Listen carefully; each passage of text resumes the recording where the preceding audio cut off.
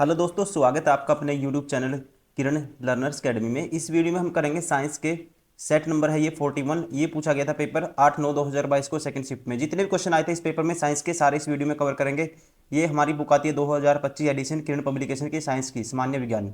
इसमें सारे question paper मिल जाएंगे। टोटल 99 सेट है दोस्तों। आप यहाँ से प्रैक्टिस कर सकते हो और जल्दी से रिवीजन के लिए आप यूट्यूब से कवर कर सकते हो। ठीक है, तो चलिए अभी स्टार्ट करते हैं, क्योंकि आप यहाँ से आपके बहुत सारे कॉन्सेप्ट भी क्लियर होंगे। बहुत सारे रिजल्ट होते हैं फिजिक्स केमिस्ट्री बायो में, वो सारे कॉन्सेप्ट आपके क्लियर हो जाएंगे अगर आप सारे प्रैक्टिस सेट लगातार करते आ रहे हो। ठीक है, अगर नए स्टूडेंट हो आपको पहले वाले जो वीडियो है वो भी देखनी है और ये तो आपको देखनी है। तो चलिए अभी स्टार्ट करते हैं। फर्स्ट क्वेश्चन है, consider two wires A and B of the same thickness but lengths L and 5L respectively. If the resistance of A and B are 1 ohm and 2.5 ohm respectively, the ratio of the resistivity of A to the resistivity of B. दोस्तों एक result आपको याद रखना है। Resistance होता है, ये होता है रो एल बाई ए। ठीक है, रो एल बाई ए। अब वायर ए की बात है। ठीक है, तो मैं मान लेता हूं एक का रेजिस्टेंस क्या है, ए की रेजिस्टिविटी है, रो होता है रेजिस्टिविटी, वायर ए की रेजिस्टिविटी ए है ये। ठीक है, तो रेजिस्टेंस इसका कितना है 1 ओम है, तो 1 बराबर है रो ए, और एल कितनी है, इसकी लेंथ एल है पहले वाली की, और area of cross section thickness same है, तो एरिया ऑफ क्रॉस सेक्शन तो इसका मतलब क्या है, सेम है। ठीक है, इसका एरिया ऑफ क्रॉस सेक्शन हो गया ए। अब सेकंड है, तो यहां से रेजिस्टिविटी क्या आ जाएगी, आपको बताना है the ratio of the resistivity A to B. तो यहाँ से रेजिस्टिविटी की वैल्यू आ जाएगी एल ए, ये ए मल्टीप्लाई चला जाएगा क्रॉस में लेफ्ट साइड, तो ये होगा ए डिवाइड बाई एल, इसके बराबर आएगा रेजिस्टिविटी ऑफ वायर ए। ऐसे ही सेकंड वाले का रेजिस्टेंस दिया हुआ है कितना 2.5 ओम, मतलब कि 5/2। ये है वायर बी, तो इसकी रेजिस्टिविटी है बी, एरिया एल लेंथ कितनी है 5L है। ठीक है, और by area of cross section thickness same है, तो area of cross section same रहेगा। तो यहाँ से 5 से 5 कैंसिल।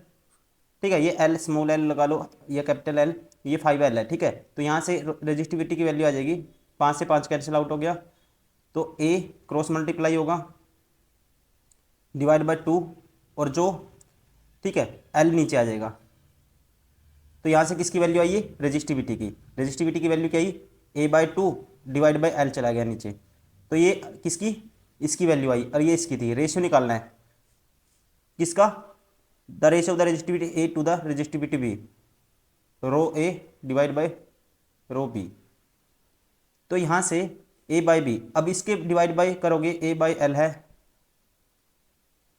है, और डिवाइड बाई करना आपको A/12, तो ये हो जाएगा A/L, और ये 2L ऊपर चला जाएगा बाई ए से ए कैंसिल, एल से एल कैंसिल, तो रेशियो आएगा 2:1, या कह सकते हैं 2। ऑप्शन कौन सा होगा, option second is correct. Question number 2, during the process of respiration how many oxygen molecules combine with 1 molecule of glucose. कहता है श्वसन प्रक्रिया के दौरान ग्लूकोज के एक अणु के साथ ऑक्सीजन के कितने एटम होते हैं। तो दोस्तों ड्यूरिंग द रेस्पिरेशन, ठीक है, एक मॉलिक्यूल ऑफ ग्लूकोज के साथ कितने होते हैं, ये होता है फॉर्मूला C6H12O6, कितने होते हैं 6। Option third is correct. Question number 3, the compound containing 5 carbon atoms with the general formula CnH2n+2 is. 5 carbon atom के साथ दोस्तों ये होता है, किसका होता है, पेंटेन का। ठीक है ना, किसका होता है, 5 means pentane, option second is correct. Question number 4, you have two solution A and B. The pH of solution A is 6 and that solution B is 9. Based on this information select the correct answer. अब देखो दोस्तों इसमें क्या होगा, ठीक है, pH मान मापते हैं हम 0 से लेके 14 तक। 7 पे न्यूट्रल होता है, और 7 से कम एसिडिक इन नेचर, और 7 से ज़्यादा basic in nature. Basic means alkaline. तो यहाँ से A क्या है, 7 से कम है तो एसिडिक होगा, और बी क्या है, बेस होगा। Solution A is acidic and solution B is basic, option second is correct. Question number 5, the tendency of conductor to oppose the flow of current is. कहते हैं विद्युत धारा के प्रवाह का विरोध करने की चालक की प्रवृत्ति डैश कहलाती है। करंट का अपोज करना है, अपोज कौन करता है दोस्तों? रेजिस्टेंस। रेजिस्टेंस क्या करता है? करंट का अपोज करता है, ठीक है, इन्वर्सली प्रोपोर्शनल होता है। तो यहाँ से आप कहोगे option third resistance. Question number 6, how many elements were discovered till the time Newlands of Octave came into existence. कहते हैं न्यूलैंड के अष्टक सिद्धांत के अस्तित्व में आने के समय तक कितने तत्वों की खोज की गई थी? तो कितने की हुई थी? ये हुई थी 56। Option second is correct. Question number 7, which of the following factors is most important in the determining the success rate of the birth control programs to control population growth. कहता है जनसंख्या वृद्धि को नियंत्रित करने में जन्म नियंत्रण कार्यक्रमों की सफलता दर तय करने हेतु निम्न में से कौन सा कारक सबसे महत्वपूर्ण है? ठीक है, सबसे महत्वपूर्ण या इंपॉर्टेंट या मेजर रोल प्ले कौन करता है दोस्तों? कौन सा कारण है? ठीक है, ये है, ध्यान रखेंगे, लोगों द्वारा गर्भ निरोधक विधियों की स्वीकार्यता, ठीक है ना, public acceptance of birth control method. Option third is correct. Question number 8, the succeeding members of alkaline homologous series differ by the formula unit. दो होमोलॉजस सीरीज को डिफरेंशिएट कैसे करते हैं हम? CH2 ग्रुप से। किससे ग्रुप डिफरेंशिएट करते हैं दोस्तों? CH2 ग्रुप से। Option second is four is correct. Question number 9, which of the following statement is correct regarding the process of waste excretion in the plants. ठीक है, पादपों में अपशिष्ट उत्सर्जन की प्रक्रिया के संबंध में इनमें से कौन सा कथन सही है, ये बताना आपको। ठीक है, पहले कहता है पादप मिट्टी में अपशिष्ट पदार्थों का उत्सर्जन नहीं करते। गलत है दोस्तों, करते हैं। पादपों में अतिरिक्त जल को स्थानांतरण द्वारा निकाल दिया जाता है, ये भी गलत है। ठीक है, करेक्ट बताना आपको। कार्बन डाइऑक्साइड प्रकाश संश्लेषण में उत्पन्न एक अपशिष्ट उत्पाद है, ये भी गलत है। कुछ पौधों में अपशिष्ट उत्पाद रोल रेजिन के रूप में संचित होते हैं, ये ठीक है दोस्तों, ठीक है ना। In some plants waste product are stored in the resins. Option 4 is correct. Question number 10, which of the following is a complex mixture of the hydrocarbon that occurs in earth in liquid gases और solid form that can be refined into fuel. कहता है निम्नलिखित में से कौन सा hydrocarbon का एक जटिल मिश्रण है जो पृथ्वी पर द्रव गैसीय या ठोस के रूप में मौजूद होता है, जिसे ईंधन के रूप में परिष्कृत किया जा सकता है। तो ये कौन सा होता है? ये होता है, ध्यान रखेंगे, petroleum. Option second is correct. Question number 11, two identical resistors are connected in a parallel to 6 volt battery. The total power dissipated in the circuit is 12 volt. The current in the each resistance is. ठीक है, each resistance में आपको क्या बताना है? Current बताना है। ये रिजल्ट याद रखना है। पावर के केस में पावर क्या होता है? VI के बराबर होता है। करंट क्या होगा? करंट आएगा P/V। करंट की वैल्यू आएगी, P की वैल्यू पावर कितनी है? 12 है, और वोल्टेज कितनी है? 6 है, तो ये आएगा 2 ampere. Option second is correct. Sorry, each circuit, देखो टोटल तो आएगा 2 एम्पियर, और ईच सर्किट पूछा इसने, ध्यान रखेंगे, क्वेश्चन की स्टेटमेंट भी देखनी है। The current in each resistance क्या होगा दोस्तों? डिवाइड हो जाएगा। ठीक है, अकॉर्डिंग टू द क्वेश्चन कितना आएगा ये? Current in each resistance will be 1 ampere. ठीक है, दो पार्ट में डिवाइड करेंगे, 2 डिवाइड बाई 2 1 आएगा। ठीक है, ऑप्शन 4 क्या हो जाएगा? करेक्ट हो जाएगा। Question number 12, which of the following are biodegradable substances. इनमें से कौन से जैव निम्नीकरणीय पदार्थ हैं? आसान क्वेश्चन है दोस्तों। ठीक है, कौन से होते हैं? पेपर एंड कॉटन, कागज और कपास। ठीक है ना, ये गल जाते हैं। Question number 13, ray of light in a glass is incident at an angle 30 degree on the surface separating glass from air. ठीक है, द रे refracted in the air at an angle of dash and the refracted ray dash in the plane of the incident ray। अब देखो यहाँ से क्या है, light ये डेंसर मीडियम है, डेंसर से रेयर में जाएगी ना, ये है इंसिडेंट रे, ये है नॉर्मल। दोस्तों जब डेंसर से किस में जाएगी? रेयर में जाएगी, ये नॉर्मल से दूर बैंड होगी। ठीक है, इंसिडेंट एंगल अगर कितना था? 30 डिग्री था, तो ये एंगल इससे ज़्यादा होगा, मोर देन 30 डिग्री। ये दोनों ऑप्शन बाहर हो गए। अब एक ही प्लेन में लाई करती है, ध्यान रखेंगे। और एक ये ध्यान रखेंगे, जब रेयर से डेंसर में जाएगी तो नॉर्मल की तरफ बैंड होगी। अब जब डेंसर से रेयर में गई है तो नॉर्मल से दूर भागेगी लाइट। ठीक है ना, तो इसलिए हम कहेंगे, और एक ही प्लेन में लाई करेगी। Option second is correct.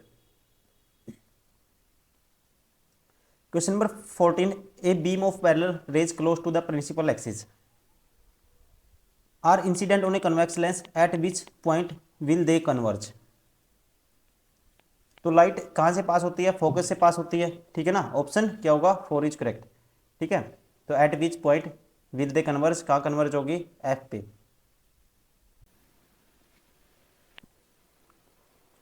Question number 15, an object is placed in on the principal axis of convex lens of focal length 16 centimetre at a distance of 8 centimetre, is its image formed at a distance of dash. देखो convex lens की बात हुई है, convex lens formula क्या होता है दोस्तों, lens formula होता है 1/f, ये होता है 1/v माइनस 1/u।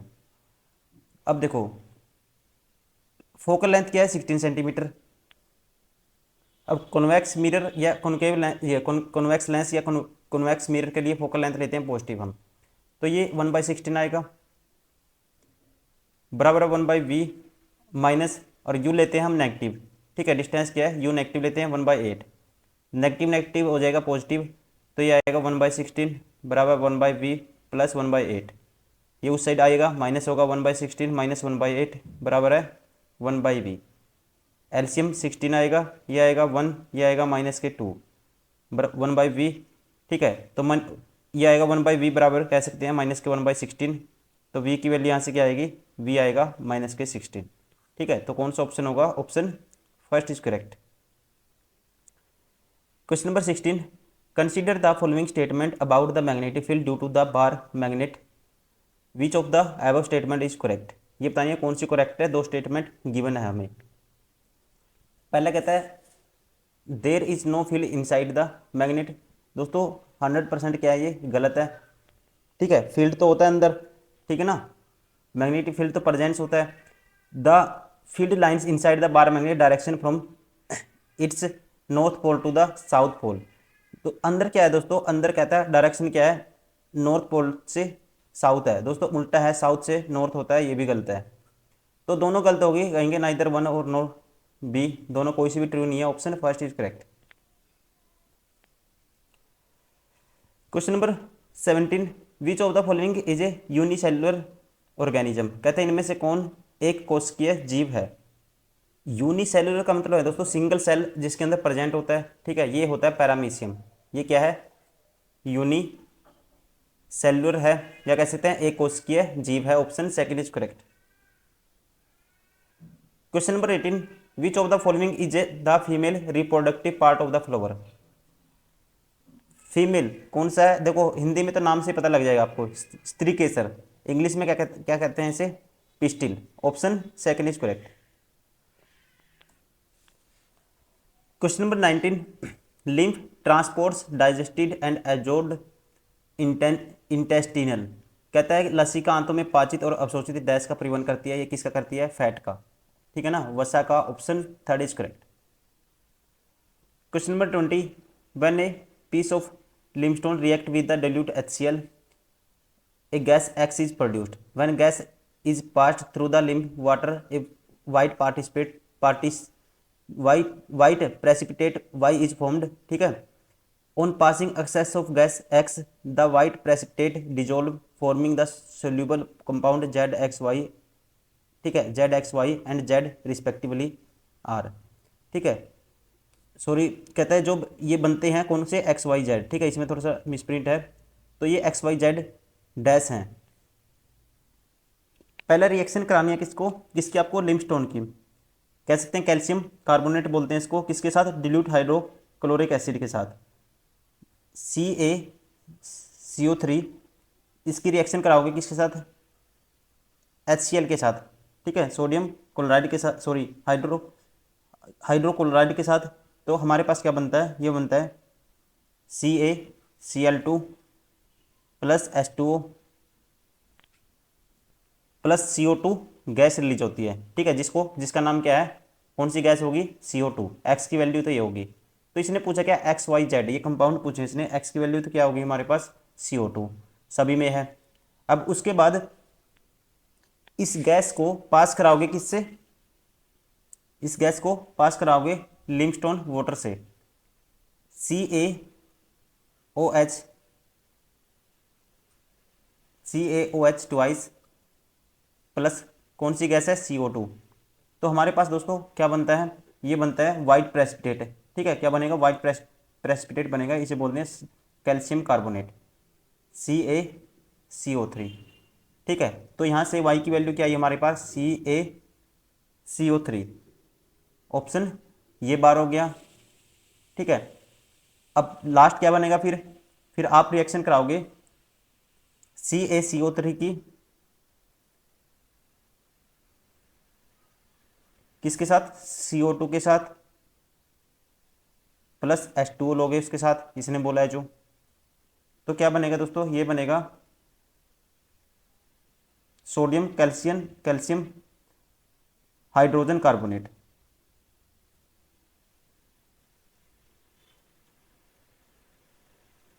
ठीक है, तो ये कौन सा है, option third is correct. Question number 21, how are the products of photosynthesis transported from leaves to other part of the plant. ठीक है, कहता है प्रकाश संश्लेषण के उत्पादों को पत्तियों से पौधे के अन्य भागों में किसके माध्यम से ले जाया जाता है। ठीक है, ये किसके द्वारा ले जाया जाता है, ये ले जाता है, ठीक है, थ्रू द फ्लोएम। ठीक है, through the phloem, option first is correct. कहाँ से, पत्तियों से पौधों के अन्य भागों में। Question number 22, A diverging mirror of focal length 20 centimetre form an image 1/3 of the size of the object. At what distance from the mirror is the object located. Diverging, देखो कॉनकेव क्या है दोस्तों, कॉनकेव मिरर क्या होता है, converging mirror होता है, convex क्या होता है, डाइवर्जिंग मिरर होता है, ध्यान रखेंगे। तो यहाँ से फोकल लेंथ क्या है, फॉर्मूला होता है 1/f बराबर है 1/v प्लस 1/u। अब कन्वेक्स मिरर के लिए फोकल लेंथ तो पॉजिटिव होता है, तो यहाँ से 1/20 आएगा 1/v, और u क्या होता है, नेगेटिव लेंगे। ठीक है, ये होगा -1/u। अब जो इमेज फॉर्म है बनी है क्या है, 1/3 ऑफ द ऑब्जेक्ट, v है क्या है 1/3 ऑफ u। तो यहाँ से हम कहेंगे v की वैल्यू 1/3 ऑफ u है। ये क्या आएगा दोस्तों, ये आएगा हमारे पास, अब v की वैल्यू रखो u की फॉर्म में, u की वैल्यू हमें फाइंड आउट करनी है, तो v की जगह रखेंगे 1/3 ऑफ u। ठीक है ना, ये पॉजिटिव है, ध्यान रखेंगे, और u तो नेगेटिव होता है, ये हो गया, 3 ऊपर चला जाएगा 3/u होगा, ये होगा 1/u, तो u एलसीएम आ जाएगा सारे का। ठीक है, तो 3 - 1 2/u किसके बराबर है, ये है 1/20 के बराबर। तो यहाँ से